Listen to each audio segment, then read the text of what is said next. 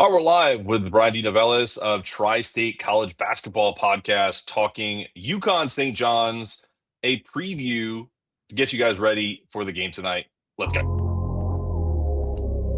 Let's get it. Let's get it. Let's get it. Let's get it.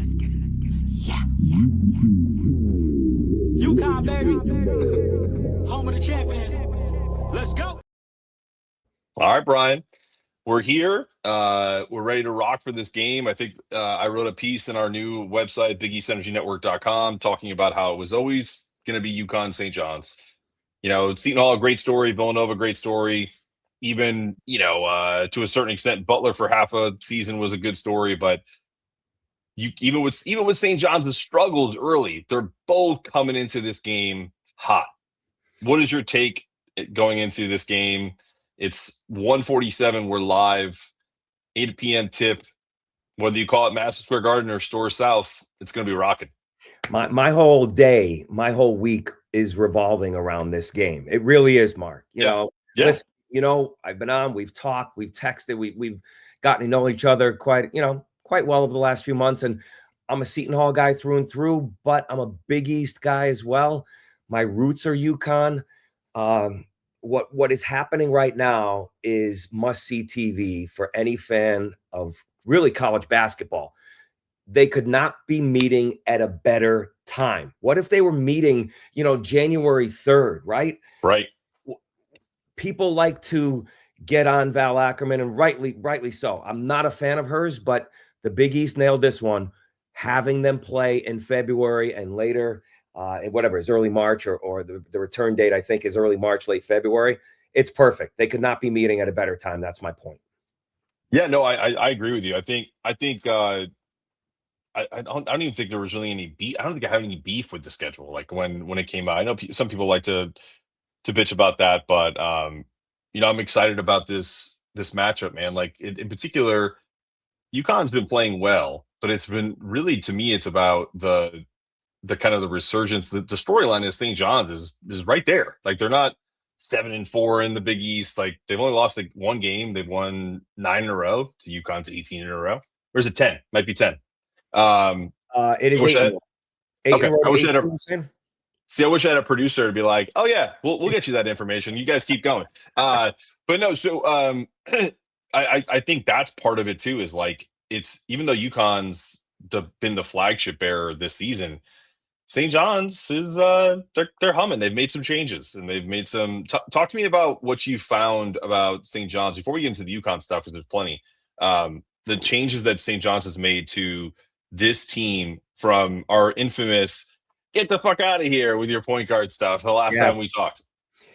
I think everybody who follows the Big East or follows St. John's knows I'm not stating the obvious. I mean, I'm going to state the obvious. It began with trying to figure out who is going to be the lead dog, the lead guard. And they have found it in Dillon Mitchell. All right. He was there all along.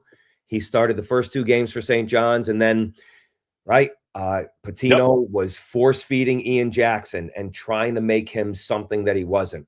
Forget about putting a round peg in a square hole. That was a round peg in a diamond hole, right? It was a star. It was a star. There was no way the round peg was going through that star.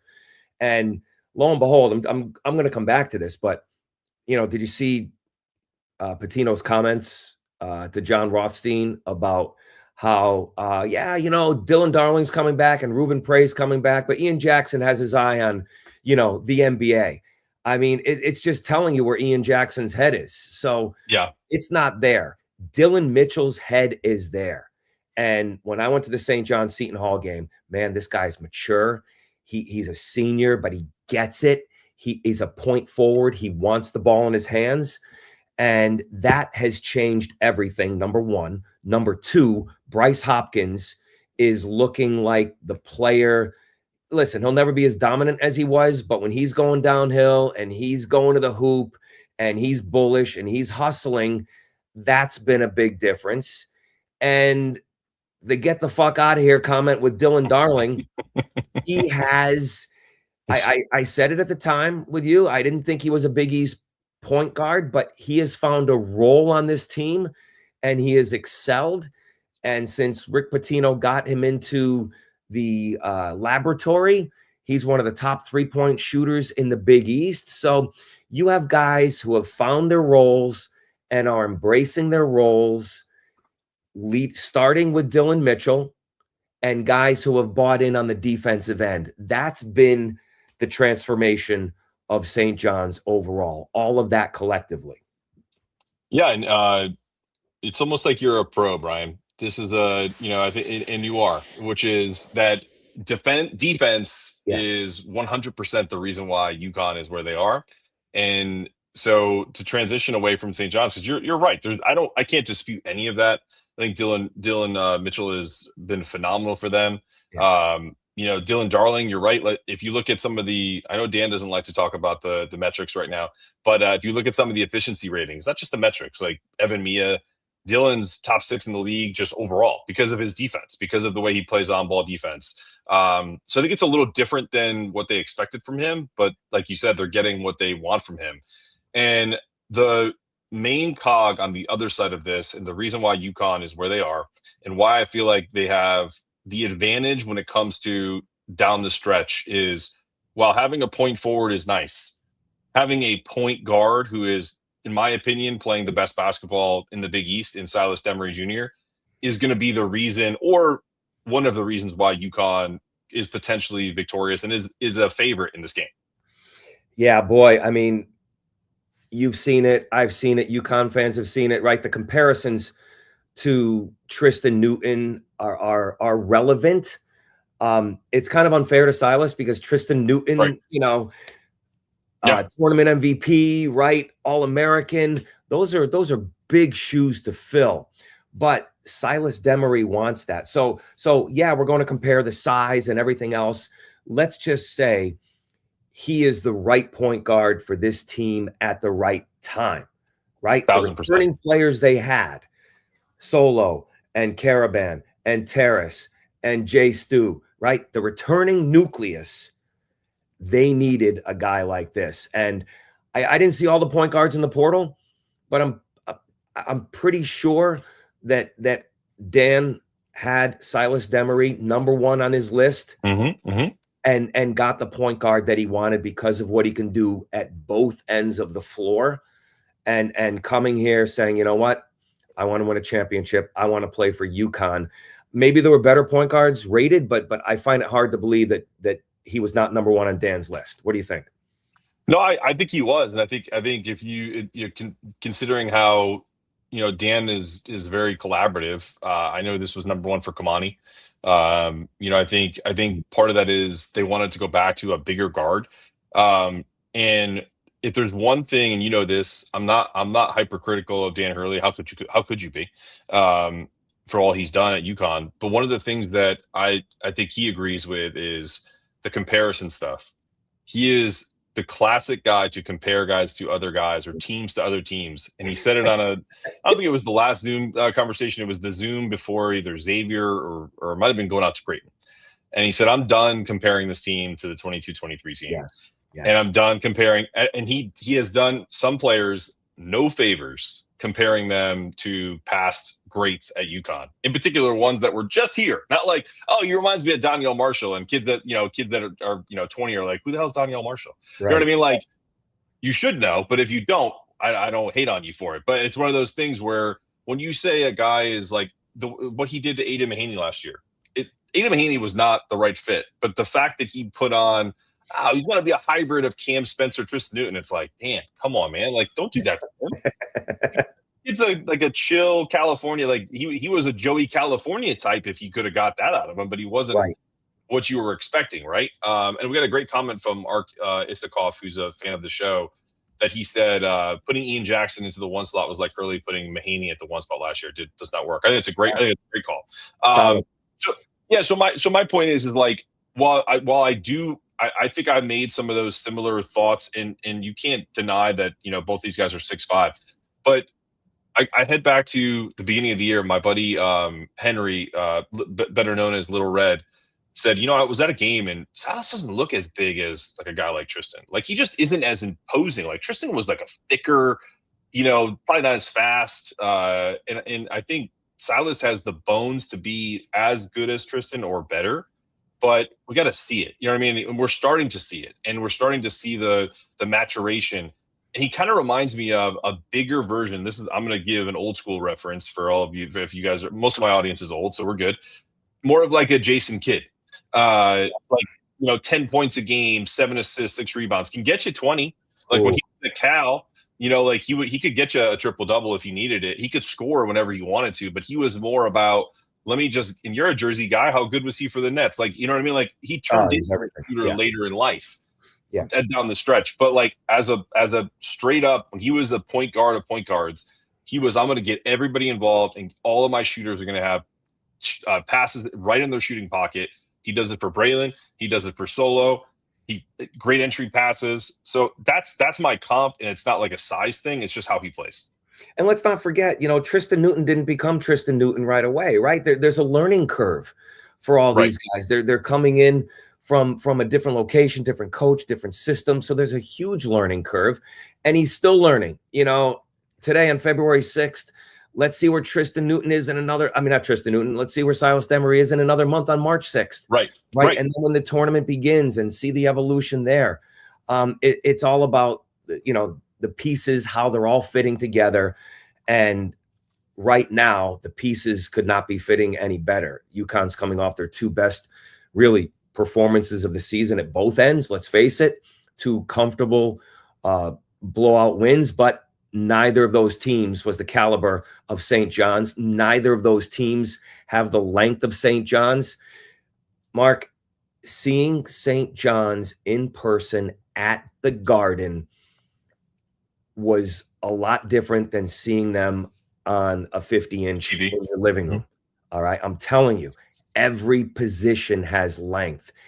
6'4", 6'5", 6'6". Then their front line, I give, if St. John's has any advantage in this game, it's with their front court. It's with Zuby, and it's with Bryce Hopkins, because, Bryce Hopkins offensively against Alex Karaban, advantage Bryce Hopkins. All right. But offensively for UConn, that's an advantage for Karaban. So the defensive chess match, to me, is going to be fascinating in this game. I'm a South Catholic guy. You call me a New Jersey guy, but I'm a Hartford guy too, right? Just like you, Wallingford, Hartford. Yep. My roots are defense and rebounding, and that's where I'm watching this game tonight. Defense, offensive rebounding, second chance points. That to me is going to be fascinating to watch, because both teams value rebounding very well. Yeah, no, I think you're 1,000% right. I think that there's and I won't kill you too much for calling me Wallingford. It's Meriden. Look, we're a little more hardcore than Wallingford. Okay. But it is what it is. I wasn't wearing my sweatshirt that says Meriden made, so you're good. Maloney. I knew it was Maloney. All right. You're good. You're good. Listen, I have my cousin Alex, who is down here in outside of Raleigh, was a Sheehan kid. So there's definitely we have a family all over that area, Cheshire, the whole deal. So but yeah, no, I think for me the defensive effort for this is, can St. John's, I feel like I think though obviously it's a UConn game, so they're going to be ready, but there's been some lapses with St. John's, as there has been with UConn, and it almost looks like disinterest. And it's because I feel like they're finally clicking, but defensively, like the DePaul game's a great example. Now that DePaul team is a lot better now than they were last year. Chris Holtman's done a phenomenal job. They're a competitive program now. Watch out if they start getting some revenue sharing money that he can play around with. I really like him as a coach. But that being said, he's got some dogs too. He's got some guys who still are game. So I just don't think that St. John's hasn't played a team like UConn the same way UConn hasn't played a team like St. John's in a really long time.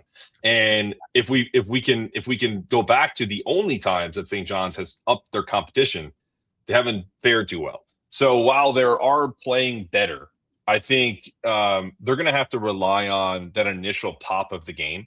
If they can get out to not a big lead, but a sustained lead, 5-6 points, and kind of maintain it and settle in, I think they're in a really good position if I'm putting on my, fair and balanced hat. But if UConn gets out to a 10-0 lead like they did to Xavier or Creighton, I don't know if St. John's, they could recover last year because they could take UConn's legs out from them, but that's not the case this year. They can't exploit point guards like they did last year. They can't physically manhandle them like they did last year. Right. I think that I wrote that in my piece. It's like last year UConn got punked. They really did, like twice. And I just don't think that this team is going to take that this year. So it's really going to be about, as physical as it may be, how's it get officiated? Is it going to be a ticky-tack game? Are they going to let them play? What are your thoughts? Okay. Dan Hurley has said, Silas Demary was in foul rehab, right? He's addicted to fouls. It sounds so basic, Mark, but it's true, right? Terrace Reed cannot get into foul trouble. Silas Demary cannot get into foul trouble. Dillon Mitchell cannot get into foul trouble. Zuby Ejiofor cannot get into foul trouble. Those are key players. Seton Hall took advantage of St. John's. Zuby was in foul trouble the entire game. DePaul took advantage of St. John's because Dillon Mitchell picked up 2 quick fouls, and he had to go to Ian Jackson. So you take Demary out of this game in the first 3 minutes, and okay, Malachi can come in, but he's not Silas Demary. So it's true. Yeah, that's going to be a big way. How are these officials? And I don't know who's on the crew. I hope to God it's not James Breeding. You know how I feel about him. We're lockstep on there. We're lockstep there, brother. I wouldn't mind seeing a John Gaffney. I wouldn't, Cloggerty. I don't know who's going to be there, but the point is I'm going to guess Breeding is there. I really am, because this is. Can Robert Ayers? Is Robert Ayers available? I love Robert Ayers. Yeah, I'm with you on him too. I like him. I'm telling you that story about coming up to Hartford last year. I think it was the game. It was the I think it might have been the St. John's game, and obviously UConn lost, but UConn got out to like a 16-4 lead, and we're on the same plane. He must have been coming up from an ACC game or something like that, and I was coming out to we were both getting Ubers, and I noticed him. I was like, and then I looked up, and I was like, I'm just trying to get his name right, and I said, I'm sure I said, better call a good game tonight. And he laughed, and we got into Uber, and I said, good luck or whatever. But yeah, he seems like a really, first off, he's a phenomenal official. As good as if you know his name, but you also know that even if he makes a shitty call, like in the last game with Dan, he was, they had a conversation, and because he's not like insecure, and he's not like oh no, I can't believe this coach is yelling at me. He lets them and goes, well, yeah, I saw this. That's it. And then he just walks away. It's just like, he's an adult is basically the way I put it. If you're going to be an official, you need to be an adult. I'm going to say this. This game is treated. There's 19,800 people there, right? Almost 20,000 people. This is going to have a Big East tournament final atmosphere. All right. They've probably already assigned 3 of their top officials, and I'm hoping that they let the big boys play a little bit and kind of see the way the game is flowing. And let's hope that they don't call some ticky-tack fouls early on and take some guys out of the game, because that changes everything. So that's going to be interesting, the way these officials call the game, and see. But look, both teams have depth. Both teams have players who at times have come off the bench and produced big games, right? Ryba is more than capable. Malachi, obviously, fan of his. Jaden on the UConn side, and Dylan Darling, whether it's Ruben Prey or Joe Sansanin. There have been times where benches take over, but this to me is a star game. It's about the stars, and 3-point shooting will be interesting too, because neither team shoots the ball great, but UConn, as you know, has shot it very well the last 3 games, hitting double digits. Very true. Threes the last 3 games. So are they collectively, shooting their best of the season? I would say yes. Yeah, no, I think it'll be really interesting. What are your thoughts, to take it back to these 2 coaches? Part of the piece I wrote on BigEastEnergyNetwork.com is the idea that these coaches, they have respect for each other, but there's friction. There's always friction because I think they also kind of want to tell each other how they really feel, but they can't because it's the way of our society is now. Yes. Do you agree with that? Yeah. Look, just like you develop friendships with people over the years through business, through podcasts, whatever it is, right? There's mutual respect.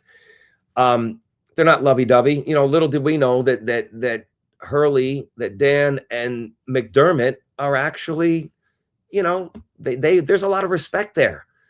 Yeah. I went to the Marquette game earlier this year at Stores, and both coaches, man, really praising each other, Shaka and Dan, right? That's not happening. I think they put things on for the cameras.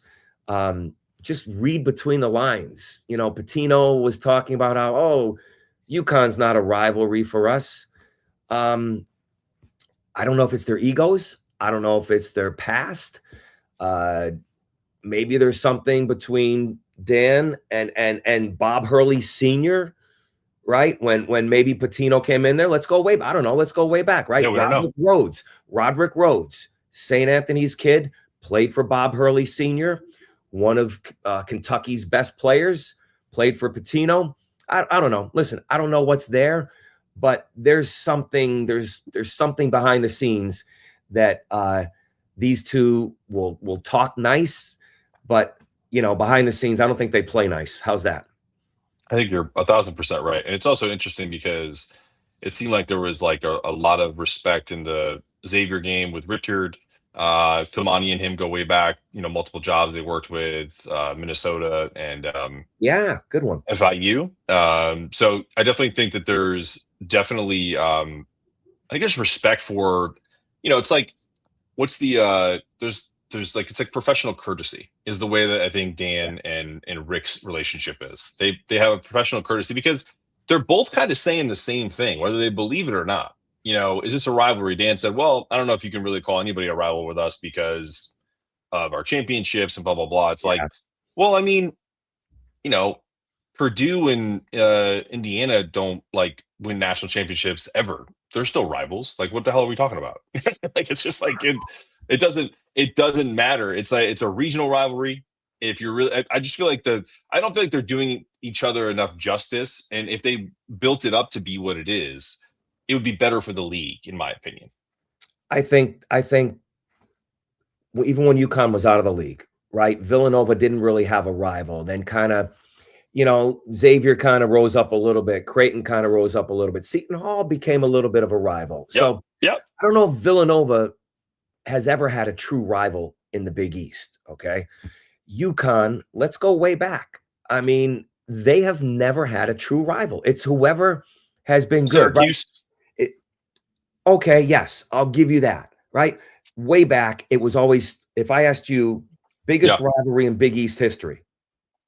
Me? Not UConn, just in Big East history. Pick any Big East team, who's at the top of Big East rivalries? I think Georgetown, Syracuse. Yes, that is number one, right? St. John's, maybe with a little bit with Georgetown, or maybe with a little bit of Syracuse. UConn, certainly with Syracuse. Mm-hmm. When those two were really going at it. Yes.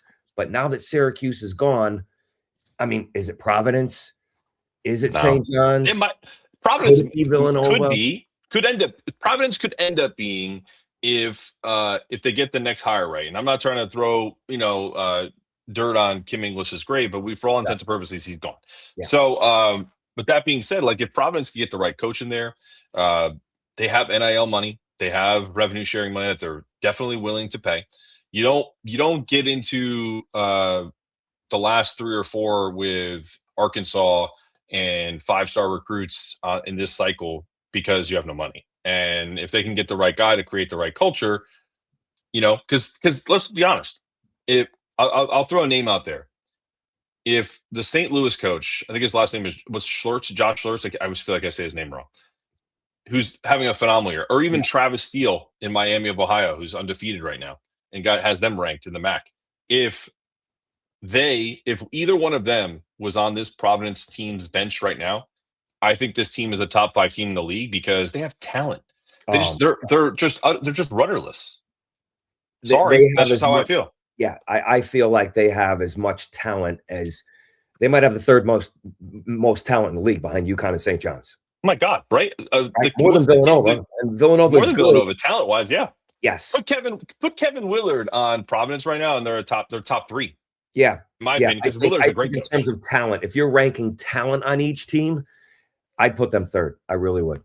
I agree, because if anytime you listen to Dan talk about how he builds rosters now, or hell, anybody else, they're looking for guys who can put the ball in the hole. And Providence certainly has that. They got guys that can get buckets, man. They're the top scoring team still in the Big East. They just don't defend. They can't defend. Yep. You know, they can't defend. So but we're not going to see that tonight. We're going to see defense. We're not. And we're going to see teams going at it. You know, if St. John's has an edge, Mark, you know, it's in scoring, but UConn can score with them too. You know, the numbers, I'm saying. The numbers dictate that St. John's average is whatever, is 85 a game, right? But we're not going to see a game in the 80s. No, I don't think so. But because and this is what my point is, what I was about to bring up is, since you brought up scoring, what do you think about the idea? Casey Matthews, my counterpart here, that used to be on Mac's staff, 4 or 5 years ago, talked about how he liked at the beginning of the year, he liked how St. John's sped teams up and what they can do to you because they like to get out and run. And UConn really just doesn't let you do that. If UConn's getting beat down the floor, we're having another conversation, because that's just not happening, right? Yeah. They control the pace, they control the tempo, they move quickly in the half court, but they're not super opportunistic when it comes to fast break points. St. John's the opposite. What wins out? What do you think we're going to see in that respect? That's unpredictable. That's like saying, what's going to win out in the Super Bowl between the Patriots and the Seahawks, right? We'll get to that. I want to hear your thoughts on that. It's unpredictable because if the quarterback turns it over, and fumbles twice and throws an interception, we can't predict that. So you hit it on the head. You hit it on the head, because St. John's, they want to turn you over and get out and run and get those guys running on the wings and dunking. And that's not necessarily, UConn's way right now. So turnovers are always a big story in the game. And we've seen, right, at one point midway through the season at that Marquette game, Dan Hurley's like, you know what? We're just going to have to live with the turnovers. Yep. Well, you can't live with 15 turnovers against St. John's, because they may turn that into 25 points, and that may be the difference in the game. So to me, in order of keys, it's ball security and foul trouble and rebounding, because I don't think either team is a great 3-point shooting team, but they can be streaky. I'm putting that fourth, but really ball security, rebounding, and foul trouble in any given order could really dictate this game. Yeah, I think I totally agree with you. And I also feel like I think the X factor is which version of solo ball do we get tonight? Because if we get this solo ball that had 24 points against Creighton, and you sprinkle in some the bringer of rain in Mullins Mania, then then UConn's at a different level than what St. John's has seen this year. Maybe Alabama can match that in terms of guys who can put the ball in the hole with that type of efficiency. But then you couple the defense that they are going to see tonight. So, I think that's the biggest thing. And can you see the opposite with St. John's? Can you get a Ruben Prey to give you 2 or 3 threes unexpectedly, or Ian Jackson to have a big? That's what I'm saying. We'll see what we get, because it's kind of been a mixed bag. Last year you could count on Solo for 40% from 3. Every time Solo shot last year, I thought it was going to make it. It looked that good. Now I'm like, if he hits one, I'm like, all right, okay, we're in a good spot. And Mullins, and to me, I love what Danny has done with him, which is just let him be him. He was an absolute 40-point scorer in high school. You're going to live with some of the shitty shots he takes, because he's going to make some of those, and he makes almost all of the open threes. So let the shooter shoot. And I love that.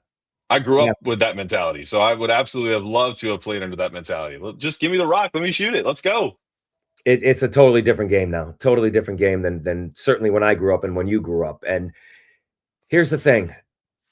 Dillon Mitchell will be on Silas Demary, I think. I think they're going to put because I think Rick Pitino will need to slow him down. Ian Jackson will start, and that probably puts him on solo ball. I think they will key more on Demary than Solo. But again, you're throwing a 6'5" guy on Solo.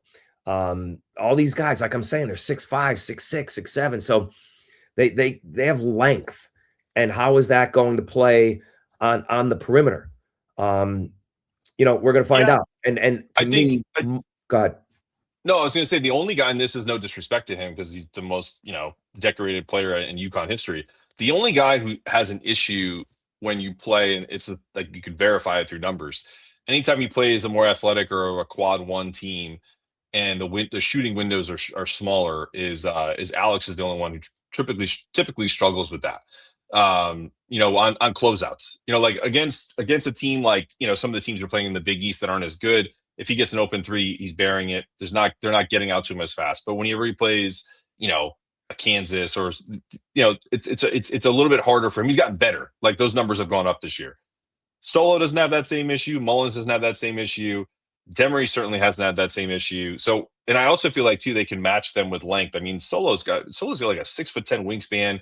I feel like the Ian Solo kind of is almost like a wash. Because if they're both not very great defensively, it's just they both are disinterested defensively. Even though Solo cares, maybe Ian's looking at the NBA.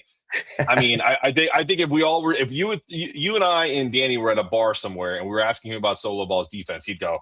It's not because he doesn't love the kid. It's not because he knows he's not trying. It's that because it's just whatever it is, it doesn't click. So I think really if we put them aside, okay, who guards Mullins? Who's going to be trailing him, while he does his best Richard Hamilton impression and just runs people to death. Then, I think the Silas Dillon Mitchell matchup is key, but I also feel like that could end up being one where, one of those guys, in particular, if you're talking about Mitchell being the guy who's trying to cut the head off the snake, you get a little handsy, get into foul trouble. That could be the issue. Like we talked about this, like that's something to look for if that's truly what they're going to do. Because then if Dylan Darling has to come in, Silas has a huge advantage over him because of the size. Without a doubt. And I think that's where Dillon Darling will be exposed in a game like this. All right. You said Solo Ball. I'm going Mullins. I think it's been rare, a few games where Caravan and Ball and Reed have all been on together, right? It's typically someone else's game. Yeah. Sometimes they've both been off and it's been up to others to step up. I'm just going to make a prediction, and this is going to be Caravan hasn't really exploded recently where Ball has. I think this is a Caravan and a Mullins game. And I really think that Mullins, right, coming off that concussion, 2 straight double-digit games. I think he would have 16 and 15, whatever the numbers are. I think he led UConn in both wins. So 12 points in the first 4 minutes of the game. I only scored 13 points, but he had 12 in the first 3 minutes. Yeah, so I think this is going to be Reed and Zuby are probably going to negate each other. Right. I think this is a Caravan and Mullins game from the UConn perspective. And those bright lights, MSG, this is UConn's. I'm losing track. Is this their third game in the Garden this year? Fourth, right? Illinois, BYU. Yep. BYU is in Boston. So it'll be their third, right? Not Texas. Who was the other team they played there? God, I'm losing my mind. Put you on the spot. Illinois. God, they were that stupid blue court. I'm trying to think of the other one. Florida. I don't know. Oh, right? That's right. Thank you. Yep. Thank you. Okay, Florida. And so this is their third game there. I haven't looked at those box scores. All right. I know one of those games, Malachi Smith, that was his best game against Illinois. I think he had 4 threes in that game. Right. So the shooting lights, the shooting angles are very good there. And we're going to see Mullins and Caravan pull up from 28. And I love it. I trust UConn's shooters a lot more than St. John's. Before we get Mark who wants to in on the live preview, Do you think if I brought my my own basketball to media day, they would have kicked me out if I took a couple shots? Because when I saw the one goal up on the other side, I was like, damn. I was like, I could have stuck a ball in a bag and see if I could get a couple shots up. You might have been like Limu, Emu, and Doug, in the commercial. Somebody would have tackled your ass. That would have been funny. All right. Before we get Mark on, I have to mention this. Vancord is a new sponsor of the HoopsCap pod and also the live show here. So for all of your cybersecurity needs, visit vancord.com. Call 1-855-855-VANCORD. It's 24/7. If you have an issue with your business, they will monitor. Someone will always pick up. So go check them out, vancord.com. Fantastic stuff. Let's get Mark in here. Let's get what his take is. What's up, buddy? Hey, how you guys doing? It's kind of like out of body because I grew up in a household. My brother was Bryan. So okay. Okay. There you go. And I'm going to give you one. You ready for the symmetry? Yeah. My oldest brother, Mark, with a C. So love you. There we go. And I grew up in Newington, Connecticut. So very Connecticut. Newington, all right. Yeah. And Mark, maybe you bring a tennis ball instead. No, my tennis playing days are long gone, my friend. Yeah, mine are too. But anyway, moved love to it, Jersey Mark. City. What you go to Newington High School? Newington High, then to UConn. Okay, yeah, I grew up in Rocky Hill. Yeah. And know Newington very well. A lot of my close friends are there and family, relatives. So know it well, man. Know it well. Yeah. And before we get in, yeah, I am. But before we get into this, just so you guys know, I have 10 more minutes before I have to jump. But let me tell you this. Okay. How serious I am about Connecticut pizza is I ordered 2 huge boxes of dough from a place in New Haven that they freeze it and send it to you. So I have a pizza oven here. So for the Super Bowl, we're having some people over and I'm going to make New Haven pizza here on Sunday. So I already did it once to try it out. It's phenomenal. I'm so excited for it. So that's where we're going on Sunday. Way to what go. You got for me, Mark? What you got for us? Yeah, I was just thinking, and I'm not going to take too much time. I've been watching UConn, forever, but like this season, I'm seeing a lot more of like Terrace or even Eric Riva come out in high hedge, and it's almost like at will they can get the defender off of Demary or Solo or Mullins or whoever, right? Big bodies forces the guy to cut behind, and then it's an immediate switch. So I'm not sure how effective St. John's guards are going to be, one-on-one, right? Man defense. They're going to get switched a lot. I think that's to UConn's advantage. Yeah, I could see that. Bryan, what do you think about the way St. John's handles, like, when Silas plays, does the little DHOs and kind of almost plays like cat and mouse with his defender with Terrace up there or whoever, whether Terrace is rolling or he's kind of or he's kind of flaring out. Same with Alex. Like, how are they going to handle? I know I read something. I don't know if it was in Jaden's stuff or someone else about how Talik Brown is helping them with the actions. And a part of me was just like, I love Talik Brown. He's a former Husky. Yes. A great. Yep. But what the hell does he know about these actions other than what he's seeing like everybody else? Everyone else seems to have problems. What is he doing specifically to help them get ready for this, do you think?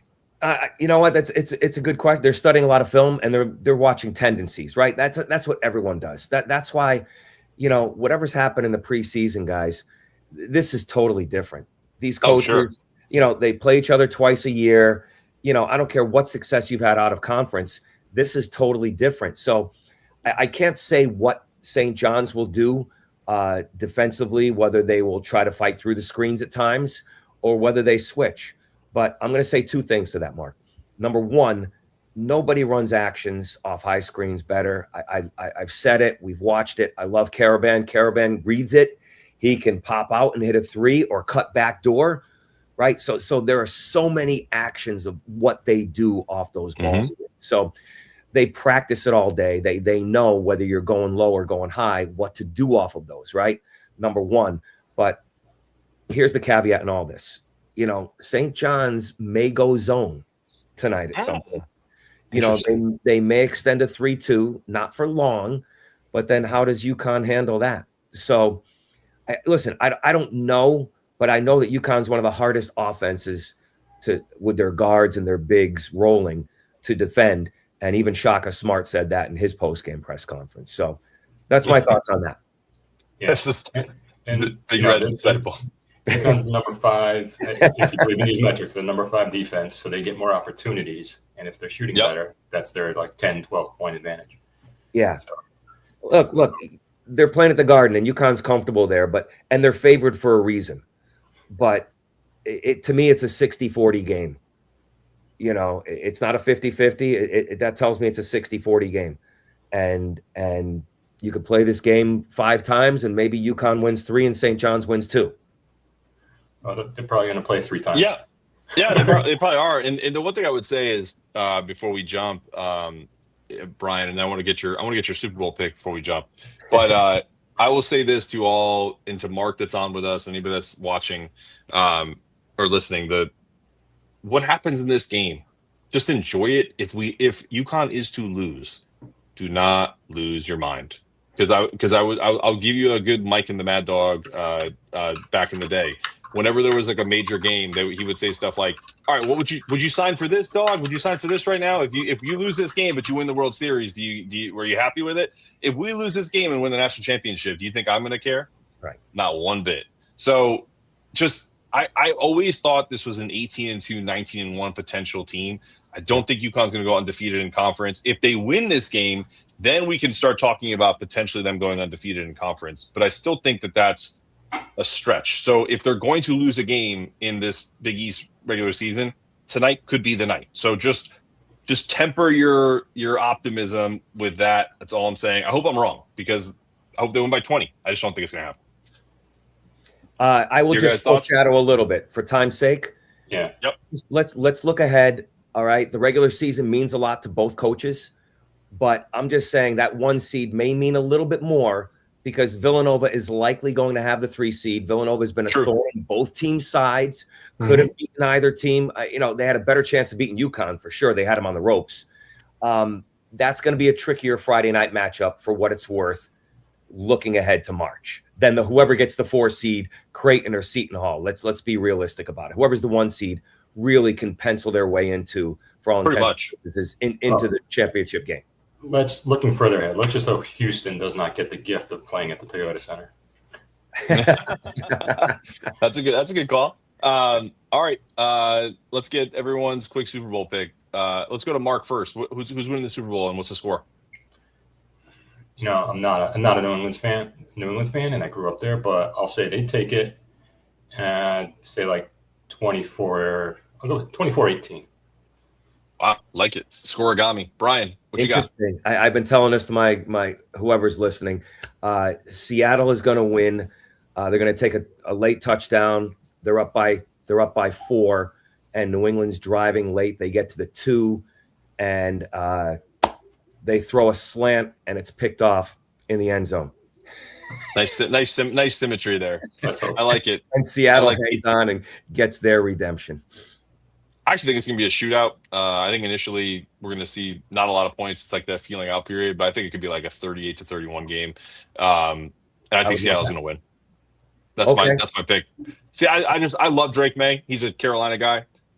Know the family down here. They're great people. He's a phenomenal kid. I hate New England less that he's running it, and Vrabel. I like Vrabel. Because I'm a Giants fan, but like I honestly think this Seattle team is just on another level this year. So yeah, I think it's their year, and somehow they're going to pull out a victory. I hope it's close. So absolutely, let's hope boys. Let's hope both games are tight until the end. Yeah, I'm not even going to ask for predictions tonight, because you want to know why? I love you guys, but I don't care. I want them. Just want to be a good game, and I want, at the end of it, I want UConn win by 1, win by 20. I don't care. I'll be there. Just win, baby. Be there. You'll be there. In away jersey. Yeah. I love it. All right, we'll have a good time. Bryan, always a pleasure to have you on. Mark, thanks for stopping in for a few minutes. Appreciate you guys. We'll see you next time on the Hoop Scout. Let's get it.